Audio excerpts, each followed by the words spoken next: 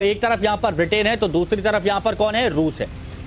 अब ब्रिटेन से यूक्रेन को टैंक सप्लाई का ऐलान हुआ तो दूसरी तरफ पुतिन की चेतावनी को खारिज यहां पर किया गया, खारिज कर दिया इन्होंने। रूस कहता है कि यूरेनियम से लैस गोले भेजने की बात, कि यूरेनियम से लैस गोले ब्रिटेन भेज रहा है यूक्रेन को, लेकिन कई दशकों से इस्तेमाल किए जा रहे हैं गोले।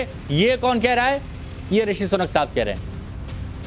रूस ये भी कह रहा है कि अगर ऐसे ही यूरेनियम से भेजे हुए यूरेनियम के बने गोले अगर आप भेजेंगे तो फिर रूस जवाबी कार्रवाई को बाध्य हो जाएगा। और सुनक साहब कह रहे हैं कि चैलेंजर 2 टैंक के लिए ये गोले भेजे जा रहे हैं। परमाणु हथियारों से कोई ताल्लुक इसका नहीं है। रूस कह रहा है कि हम अपने हिसाब से सभी हमलों का जवाब भी देंगे। ये रूस और ब्रिटेन एक दूसरे पर अपनी अपनी बात कह रहे हैं। रुक करेंगे, हमारे डिफेंस एक्सपर्ट हमारे साथ में जुड़े हुए हैं, मेजर जनरल रिटायर्ड के सिन्हा।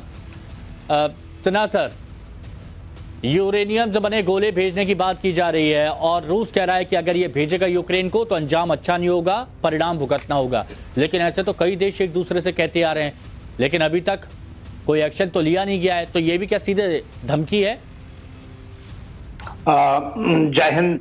देखिए हिमांशु, जो अभी बात चल रही है वो सेकंड फेज जो हम देख रहे हैं 13 महीने के बाद, जिस तरह से ऑफेंसिव की एक स्प्रिंग ऑफेंसिव की बात हो रही है और वो उसका एक काउंटर ऑफेंसिव होगा रशिया की तरफ से, ऐसा माना जाता है। जिसमें चैलेंज आपने देखा ही किस तरह से चैलेंजर जो टैंक्स हैं 14 आ रहे हैं। अभी तो केवल एक स्कॉट के बराबर होता है 14 टैंक, बहुत बड़ी संख्या नहीं है। वो कहते हैं 14 और बढ़ाएंगे 2 स्कॉट कर देंगे।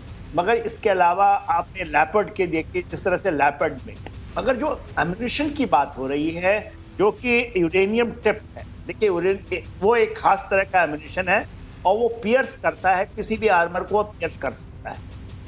और उसके अंदर में क्योंकि वो न्यूक्लियर टिप्ड है, यूरेनियम के साथ उसका होता है आउटर लेयरिंग, तो वो ऐसा नहीं कि न्यूक्लियर बम है। मगर यदि इसकी ये पियर्सिंग भी वर्जित है कि नहीं कर सकते हैं, मगर यदि करता है और वो कहते हैं कि नहीं ये न्यूक्लियर डोमेन में नहीं आता है, तो रशिया उसके यदि रिएक्ट करता है, जो पुतिन कह रहे हैं कि वो किसी तरह वो टैक्टिकल न्यूक्लियर वेपन से करे या और कुछ से करे, के पास भी इस तरह के एम्यूनिशन हैं, तो ये कुछ दायरा बढ़ता हुआ दिख रहा है। अभी तो जवानी जंग चल रही है मगर बात यह है कि जब ये आएंगे, जबकि शायद मेरे ख्याल से चैलेंजर टैंक तो चल पड़े हैं, 14 टैंक हैं, मगर जो लेपर्ड हैं वो तो 2 ही आए हैं अभी, मगर उसके अलावा एक बड़ा जखीरा आना है उनका। और यदि उन्होंने तकरीबन 4 से 5 रेजिमेंट खड़ा किया, देखिए एक स्क्वाड में 14 टैंक होते हैं, एक रेजिमेंट में 44 से 45 टैंक्स होते हैं। यदि उन्होंने 2-3 ब्रिगेड इस तरह से यदि खड़ी कर तो वो रशिया के लिए बहुत बड़ा चैलेंजिंग होगा। क्योंकि देखिए टैंक का जो बैटल होता है वो बैटल ऑफ मैनूवर है, वो कोई स्टैंड ऑफ पिल बॉक्स की तरह नहीं लड़ते हैं जिस तरह से हो रहा है अभी। मगर यदि उसमें रशिया माहिर, जो बैटल ऑफ मैनूवर कहते हैं, और जब यदि मैनूवरिंग करेंगे तो उसमें रण क्षेत्र बढ़ जाएगा और इलाका बढ़ जाएगा। तो मेरे ख्याल से जंग तो बहुत भयानक होगा। किस पाले पड़ेगा ये कहना भी मुश्किल है। ये डिपेंड करता है कि कितने बड़ी जखीरा उनके पास पहुंचता है। और देखिए यूके लगातार को बढ़ाता रहा है।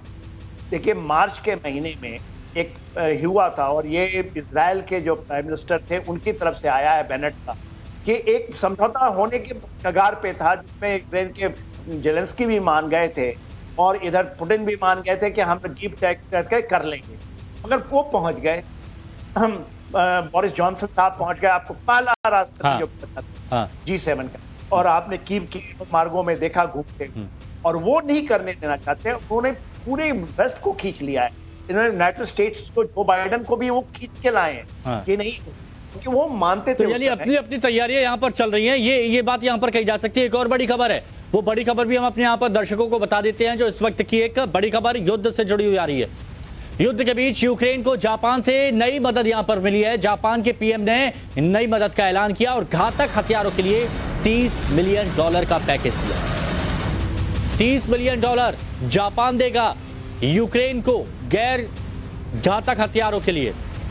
एनर्जी सेक्टर, इंडस्ट्री के लिए $470 मिलियन ये जापान की तरफ से।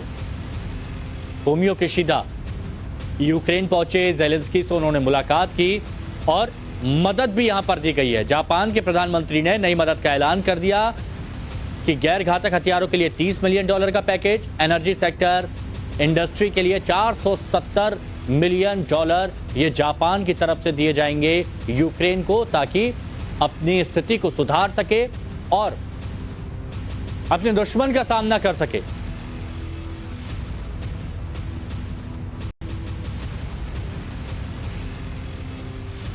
तो जापान के प्रधानमंत्री फूमियो किशिदा अचानक यूक्रेन के दौरे पर पहुंचे और इसे लेकर जबरदस्त चर्चा है।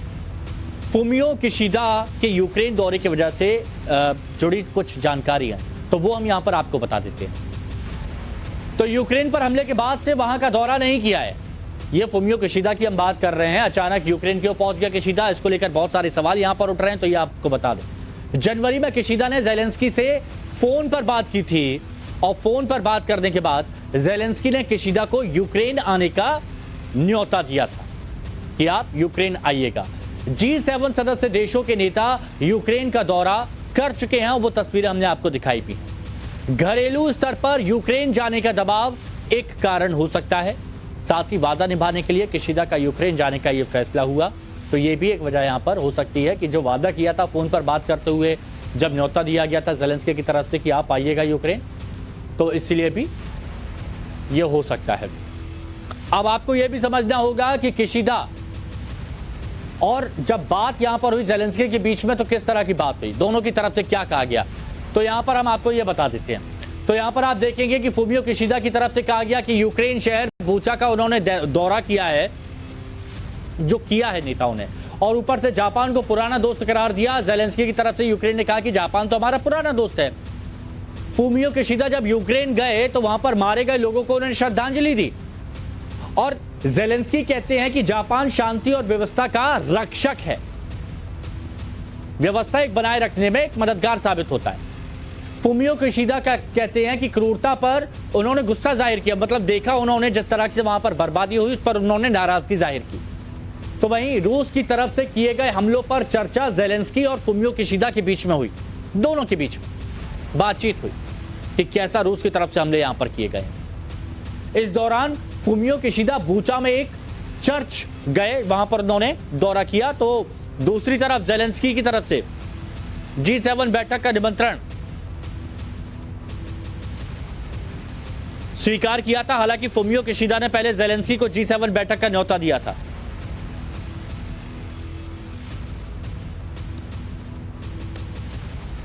और हमारे साथ में डिफेंस एक्सपर्ट सिन्हा साहब लगातार जुड़े हुए हैं। सिन्हा सर, जापान और यूक्रेन, दूसरी तरफ हमने देखा चीन और रशिया, सब अपने अपने धड़ों में बढ़ते जा रहे हैं, अपनी सहूलियत के हिसाब से, अपने फायदे के हिसाब से सारे देश धड़ों में बढ़ गए हैं। तो ये क्या अंदेशा क्या है, आने वाले वक्त की क्या तस्वीर है? देखिए, तस्वीर हिमांशु साफ है। पूरा 21st सेंचुरी के अंदर में जो रीअलाइनमेंट हो रही है, जो धड़े बट रहे हैं, यूनिपोलैरिटी से क्या ये बाइपोलर में जाएगा, जो दो घर या मल्टीपोलैरिटी में। मेरा ये मानना है कि ये मल्टीपोलैरिटी में है, जिसमें भारत भी एक धुरी की तरह उभर रहा है। मगर इस मल्टीपोलैरिटी में ये जद्दोजहद चल रही है दोनों से। देखिए, चाइना निकलना चाहता है अमेरिका से, अमेरिका रहना चाहता है कि हम ओनली सुपर पावर हैं, हम अकेला रहें और हम किसी को आने नहीं दें। इसकी ये लड़ाई है, और इसमें कितना आप दे सकते हैं स्पेस, वो डिपेंड करता है जमीन के ऊपर में, और उसकी हकीकत यूक्रेन में चल रही है। देखिए, जापान की फूमियो किशिदा पहुंचे हैं भारत की दौरा के बाद, दिल्ली से गए हैं वहाँ, वो डायरेक्ट वहाँ गए हैं, तो उसके 2-3 मैसेजेस हैं वेरी क्लियर। जापान की अपनी एक सुरक्षा है, जो पैसिफिज्म उन्होंने छोड़ा है, क्योंकि सेकेंड वर्ल्ड वॉर के बाद एक उन्होंने थ्योरी अपनाई थी, अपने कॉन्स्टिट्यूशन में लिखा था कि हम ऑफेंसिव तरीके से नहीं आएंगे, उन्होंने न्यूक्लियर कभी नहीं लेंगे, उसको पैसिफिज्म कहते हैं, उनके कॉन्स्टिट्यूशन का हिस्सा है। मगर वो अब त्याग रहे हैं, अब उन्होंने अपना डबल कर दिया। एक कुर्ली आइलैंड्स आपने सुना होगा, जो नदर्न आइलैंड है, उसके रशिया के साथ उनका प्रॉब्लम चल रहा है, जो कि उनके नदर आइलैंड हैं जापान के, और वहाँ पर उनकी ये ज़रूरत है कि वो रशिया के अगेंस्ट में खड़े हों, और इसलिए, और वो G7 के मेंबर हैं, G7 के चेयर उनके पास हैं, और वो लास्ट G7 के मेंबर हैं जो यूक्रेन पहुंचे हैं। तो ये एक देखने वाली बात है। और इसका G7 की जो सबसे बड़ी बैठक अभी जापान में चल रही है, जिसमें हमारे प्रधानमंत्री जाएंगे, मोदी भी, उन्होंने शायद जेलेंस्की को बोला। G20 का बैठक जब हुआ था, आपको याद होगा, इंडोनेशिया में, बाली में, तब भी जेलेंस्की को आना था और उधर से पुतिन साहब को आना था, मगर इन्होंने पूरे के पूरे उस दौरान इस तरह से हुई, क्योंकि इनका यह है कि रशिया को कंटेन करके रखना है आपको ट्रांस अटलांटिक रीजन में, और उसको नहीं आने देना है। इसमें जापान भी ये मानता है, नहीं तो वो हावी हो जाएंगे इंडो पैसिफिक। तो ये बैलेंसिंग एक्ट्स हैं। और इसीलिए ये शक्ति संतुलन की बात को लेकर हर जगह तनाव की स्थिति बनी हुई है और शक्ति संतुलन यहां पर बन नहीं पा रहा है, जैसा कि अभी हम देख पा रहे हैं। बहुत बहुत शुक्रिया सर नजर, आप हमारे साथ जुड़े, अपनी बात यहां पर आपने रखी है।